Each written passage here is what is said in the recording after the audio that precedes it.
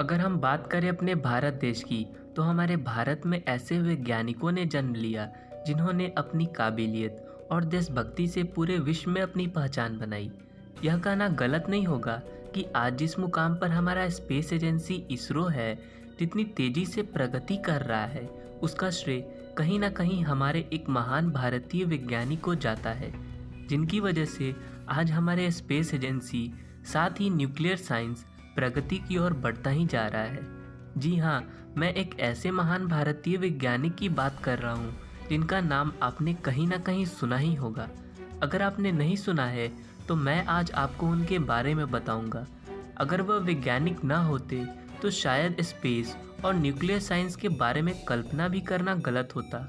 उन्होंने space agency, ISRO तथा nuclear science को न सिर्फ आगे बढ़ाया बल्कि पूरे दुनिया भर में हमारी एक अलग तथा सम्मानजनक छवि बनाई। आज के इस वीडियो में हम बात करने जा रहे हैं डॉक्टर विक्रम साराभाई की। तो वीडियो शुरू करने से पहले हमारे इस YouTube channel thunder of knowledge को सब्सक्राइब करना ना भूलें।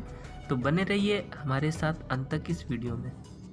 भारत को स्पेस तक पहुंचाने वाले वैज्ञानिक विक्रम साराभाई का जन्म 12 अगस्त 1919 में अहमदाबाद के एक बहुत बड़े उद्योगपति के घर में हुआ था।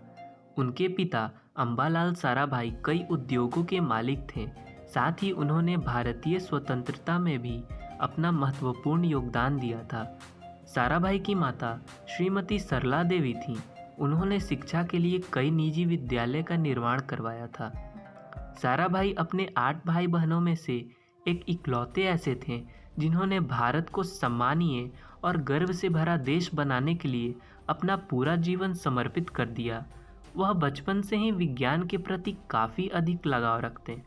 विज्ञान के प्रति उनका गहरा जुड़ाव होने की वजह से अपनी पढ़ाई पूरी करने के बाद वे 1947 में भारत लौट आए।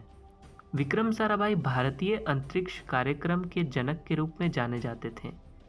विक्रम साराभाई का विवाह 1942 में एक शास्त्रीय नृत्यांगना के साथ हुआ जिनका नाम मृणालिनी साराभाई था। भारत ने आज तक अंतरिक्ष के क्षेत्र में जो कुछ भी हासिल किया है उसके पीछे विक्रम साराभाई का बेहद महत्वपूर्ण योगदान है। डॉक्टर विक्रम साराभाई की याद में इंटरनेशनल एस्ट्रोनॉमिकल यूनियन, जिसे हम हिंदी में अंतर्राष्ट्रीय खगोल संघ कहते हैं, उन्होंने वर्ष 1974 में अंतरिक्ष में सी ऑफ सेरेनिटी पर स्थित बेसल नाम के मून क्रेटर को साराभाई क्रेटर का नाम दिया। भारत का इसरो यानी इंडियन स्पेस रिसर्च ऑर्गेनाइजेशन ने भी चंद्रयान 2 के लैंडर का नाम विक्रम रखकर साराभाई के प्रति सम्मान व्यक्त किया। अगर हम बात करें उनकी विशेषता की, तो वे एक ऐसे उच्च कोटि के इंसान थे जिसने मन ही मन दूसरों के प्रति अनंत सहानुभूति थी। वह एक ऐसे व्यक्ति थे जो कोई भी उनके संपर्क में आता वह उनसे काफ़ी प्रभावित होता। अब जो बात मैं आपको बताने जा रहा हूँ वो आप में से बहुत कम ही लोग जानते होंगे। वह बात यह है कि विक्रम साराभाई ही वह व्यक्ति थे जिन्होंने डॉक्टर अब्दुल कलाम का इंटरव्यू लिया था। अगर हम बात करें उनकी उपलब्धियों की, तो इसरो की स्थापना उन्हीं उपलब्धियों में से एक है।